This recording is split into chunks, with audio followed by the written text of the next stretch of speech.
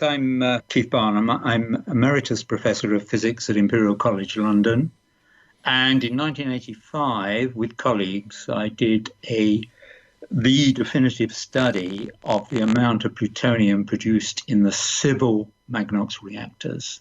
That's my expertise relevant to the dumping of mud from Hinkley Point A. Now, there's been a couple of stories in The Guardian this week about radioactive mud being scooped up from Hinkley near Bridgwater and dumped, or one could say relocated to near Cardiff. Can you just let us know, is this really radioactive mud or not? Because EDF and the British government are saying actually the mud is not radioactive, and others, including yourselves, are saying yes, it could well be.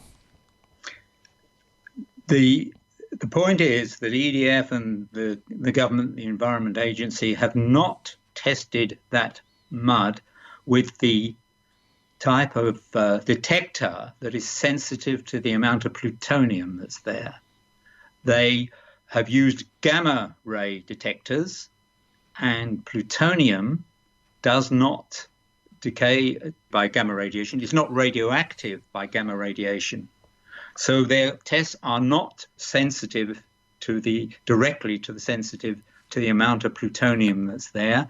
And our calculations suggest that there could be sizable amounts of plutonium there because of accidents in the cooling ponds when it was running at a very fast rate to produce plutonium, in fact, before the Non-Proliferation Treaty started, and that would make that particular activity, weapons-grade plutonium from a civil reactor, illegal. Okay, so why is it? How did this? And they have not tested. How has this radioactivity, if it exists, been allowed to get into this mud? How did it manage to make its way there? We understand from Magnox that the Magnox reactors, the Magnox company, Magnox Limited, ran the reactors in recent years, ran the Hinkley Point A in recent years. We understand from them that there have been accidents in the cooling ponds when the spent fuel is put into the canisters in which it's taken to Sellafield for reprocessing. At that stage, they admit that there were accidents in which the cladding of the radioactive fuel elements was compromised and bits of fuel will have fallen to the bottom of the cooling ponds. Now, I mean, I've seen footage of, admittedly, this is over in Russia, people who running the nuclear power stations over there actually dipping a cup into the cooling pond and drinking it, saying there's no radioactivity in here, and I'll prove it to you because I'll drink some. Now, do you think that would have been feasible to do at Hinkley A in those cooling ponds there? Not at all. The important thing to realise is that the design of the Hinkley Point station was based on our military generating reactors, and the fuel elements had a very simple cladding that was easy to remove. One of the things could be compromised by accidents, particularly as if they were refueling very fast, which are in fact 2.5 times the design rate for the refueling system in 68, 69 to try and get the plutonium to Sellafield, as they say, before the NPT started. So there were accidents. The Magnox company has admitted that, and we have found in the Green Audit survey that was made, that's an independent environmental group, they made a survey of soil samples from Hinkley Point, which show a significant enhancement of the amount of magnesium in the soil, and it was magnesium oxide which was used as cladding, and traces of beryllium, which is what you use if your cladding is what you want to maximize the amount of plutonium rather than the amount of electricity that comes out. So this is all evidence that we've got that it was being run as a plutonium factory in the late 60s, and it also that bits of the cladding have got onto the site, and so bits of the plutonium must also have got onto the site. We think through the pores of the filters that they have on the cooling water, some of the most dangerous size of plutonium particles would pass through, small enough to pass through the filters. I say most dangerous because the alpha radiation that they emit is very short range. That's one reason they don't like detecting it. It's not easy to find. So you'd say it wasn't very radioactive, but inhale one of those particles into your lungs, it could cause cancer. Now, look, you've talked about these different types of radiation, alpha, beta and gamma. Can you just explain what the difference is and where, if we're likely to find those down at Hinkley? The gamma rays are just like light.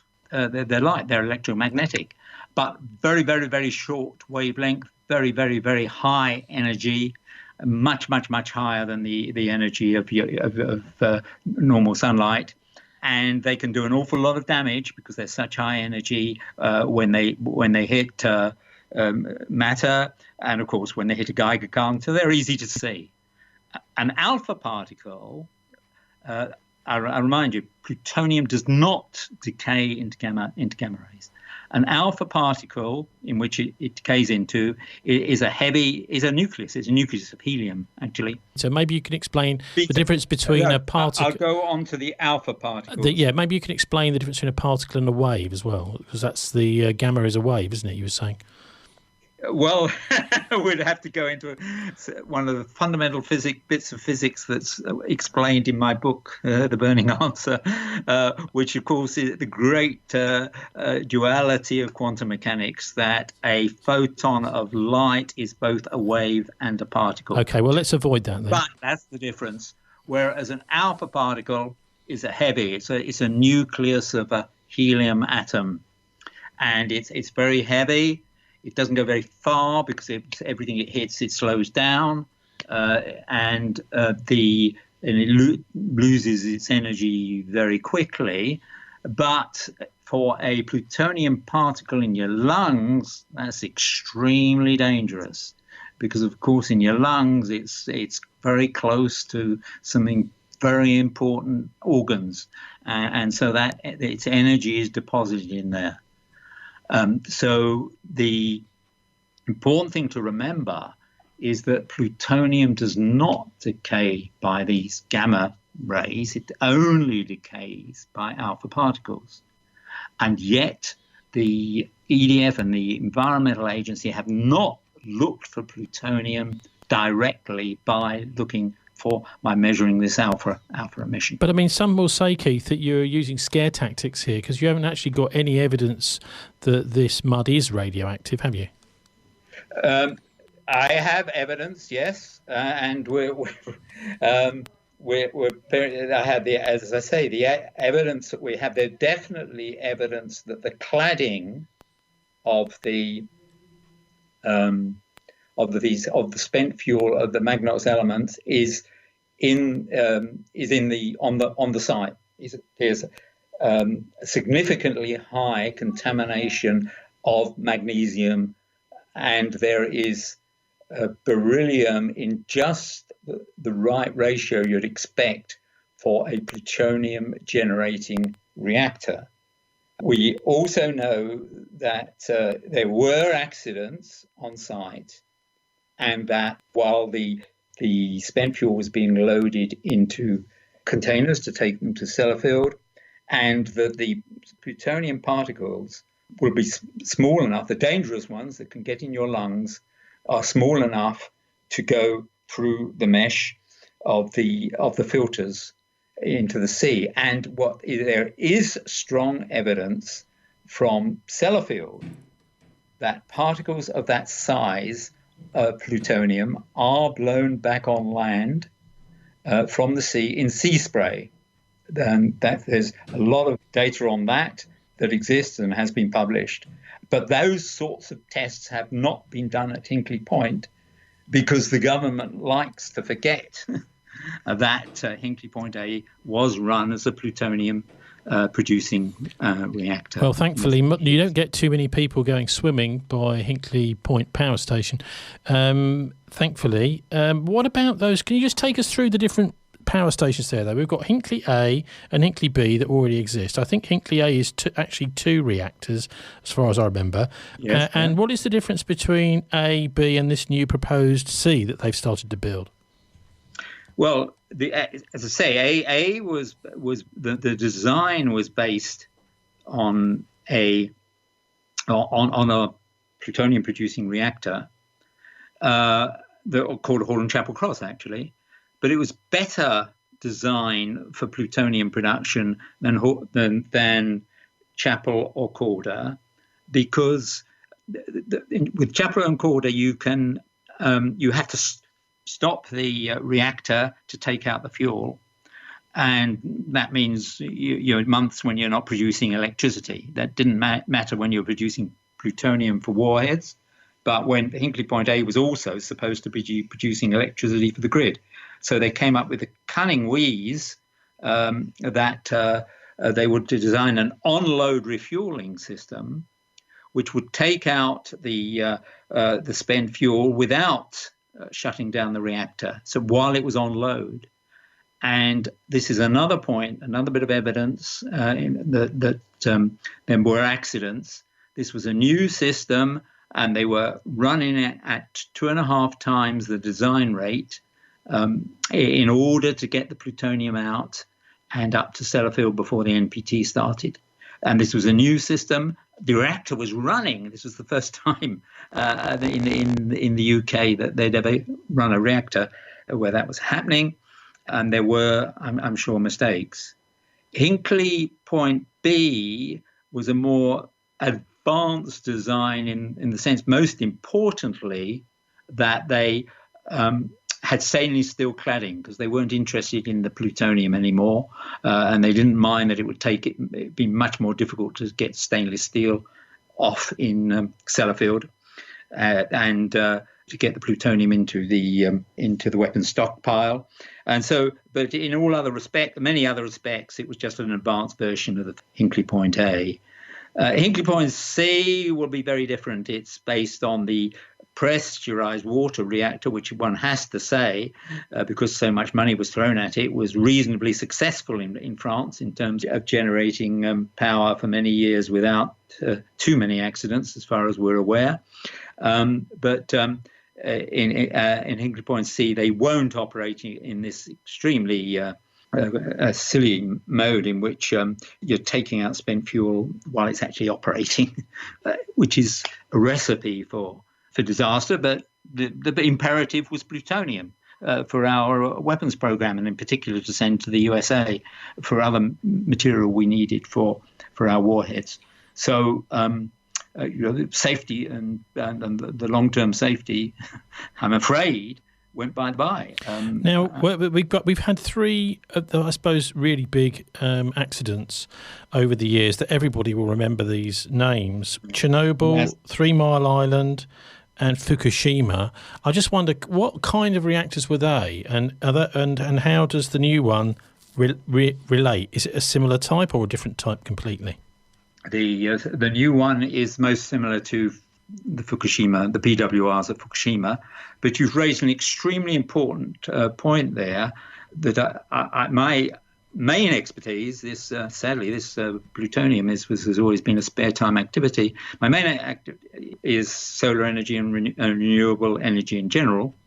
And the important point is, in terms of Hinkley Point C, in my mind, completely unnecessary. We have enough renewables now, and they were expanding before the government's cut, that we could have had an all renewable electricity supply by 2025 before Hinkley Point C turned on. But the incredibly important point about it, that as my studies have shown, is that what you need to back up wind and PV, and wind and PV can provide about 80% of our power. The extra 20% should come from something flexible, some storage, but most importantly, something like the anaerobic digestion to biogas, and using that biogas to give us an all renewable variable background. What you do not need is a constant backup to wind and PV. You do not need a constant one that nuclear is. Nuclear is going to be embarrassingly redundant by 2050, by 2025, when the first time it can go. And it's extremely important to know that in China, where they have a lot of nuclear, they already on their grids, big country with a lot of grids, have too much nuclear, too much of this constant background, this base load it's called in the trade, something that can't vary. Whereas you need a 15%, I'm saying, of a variable background.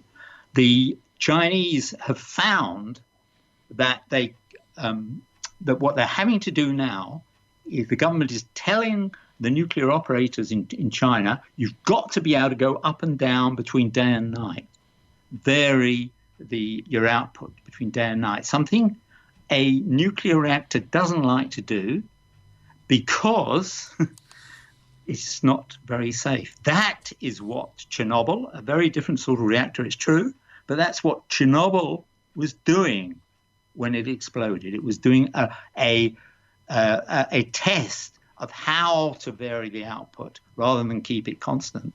It was trying to do that test when it exploded. So it is not a safe way of operating. The Chinese government is saying you've got to operate like that because we don't need your stuff during the day. We only need it at night. So you've got to ramp down, and it's very expensive, and we don't have to pay that money.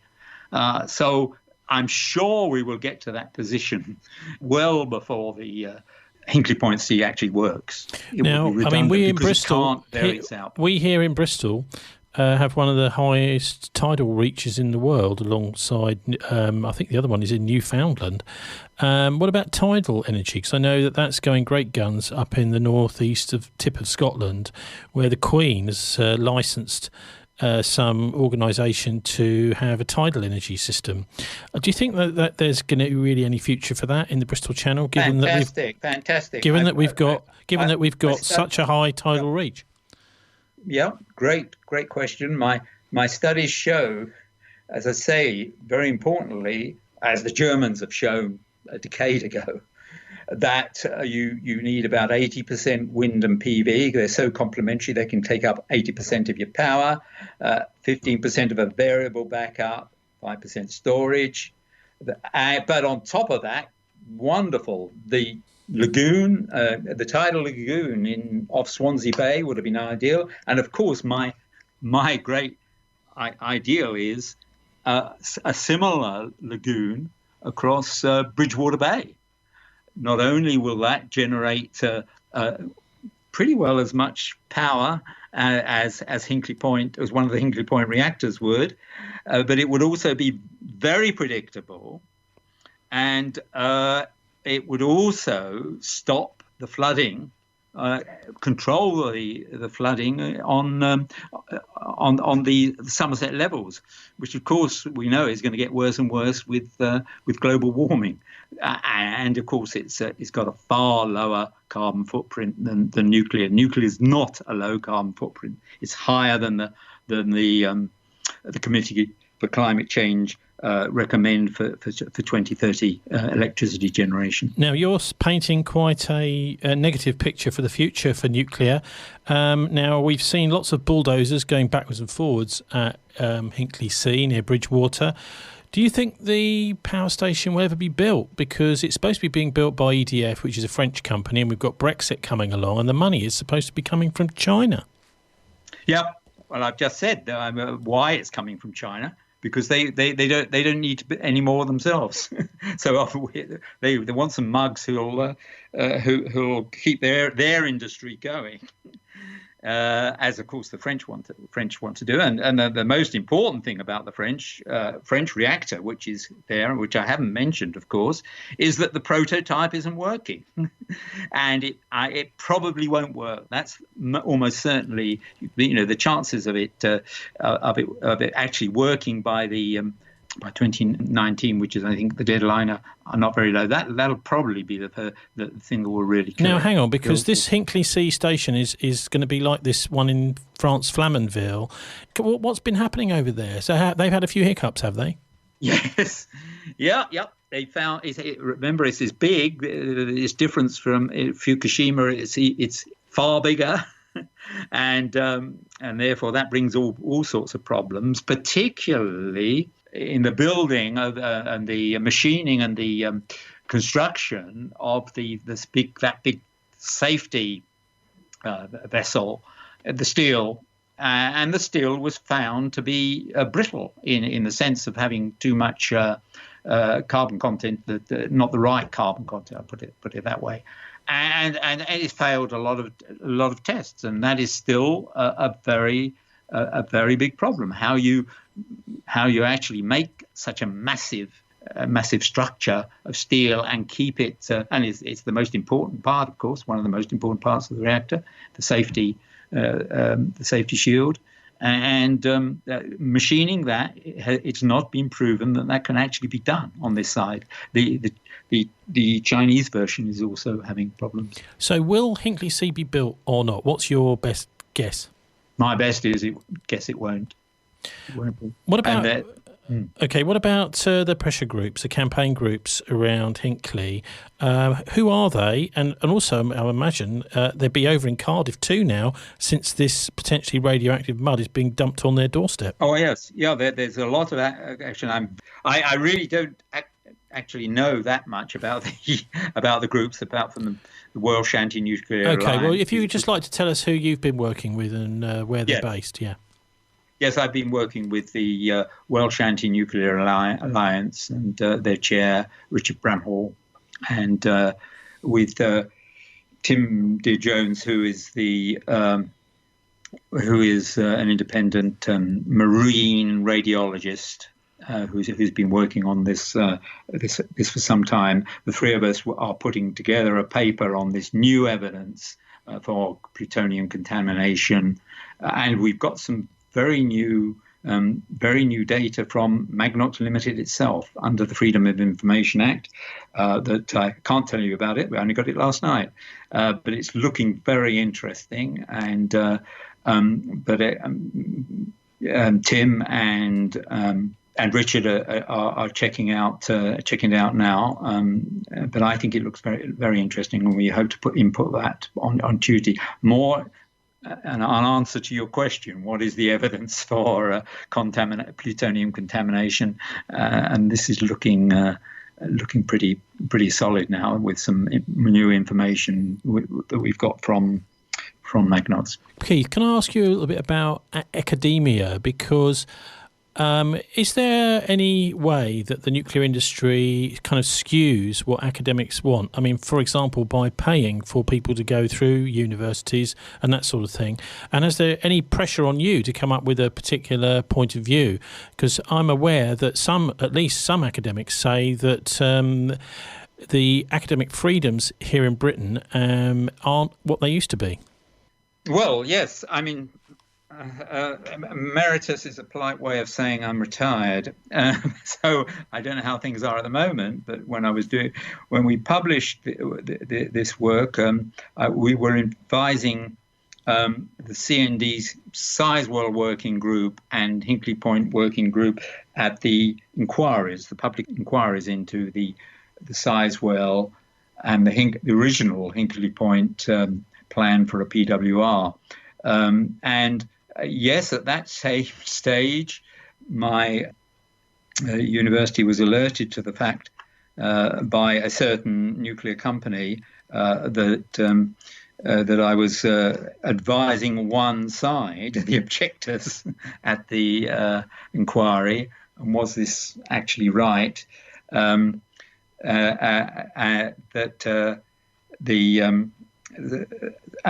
there are pressures like that one has to be aware of, and financial. The government is desperate to have more nuclear engineers nowadays for the Trident program, and I really think this skewing their need for more graduates doing nuclear engineering.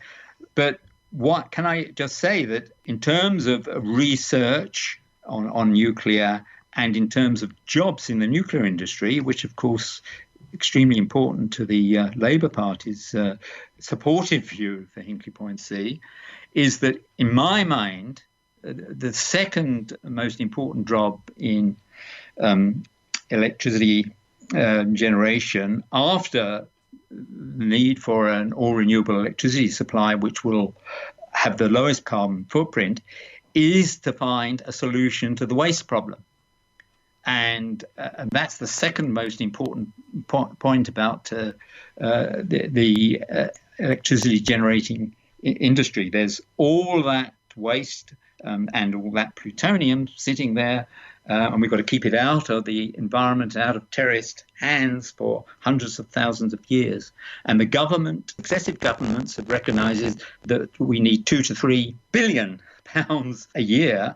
They were prepared to pay 2 to 3 billion pounds a year to support that venture, and we don't have a safe and reliable way of disposing of that. So that's what I think all these nuclear graduates should be looking at, and there's plenty of jobs there for Labour members, workers in the unions, and that's what the universities should be also concentrating on. That is the sort of work that I think is terribly important. So there's a job for life, and I contrast that job for life in the nuclear industry and the government subsidies, and I contrast that with the job losses, tens of thousands in the renewable industry, which because of the government cuts, which I feel are designed because they realise that if they carried on expanding as they were, we wouldn't need nuclear. So the cuts have been very much aiming. If you look at BICE's the business department's projections for 2030, they essentially want to have killed renewable energy by then. Wow! So it's in order to leave space for nuclear. So, is there anything else you want to add, Keith? No, I think that's that. I think that was the that was it, wasn't it? That was the long important point. That was the long version. About the fact that the government's policy is to essentially kill the renewables. You can see it in the department, the BICE department's projections. They're trying to kill the nuclear industry the renewable industry to leave space for the nuclear industry. Okay, Keith, thanks very much. Okay. Thank you. Good to talk to you. Thank you.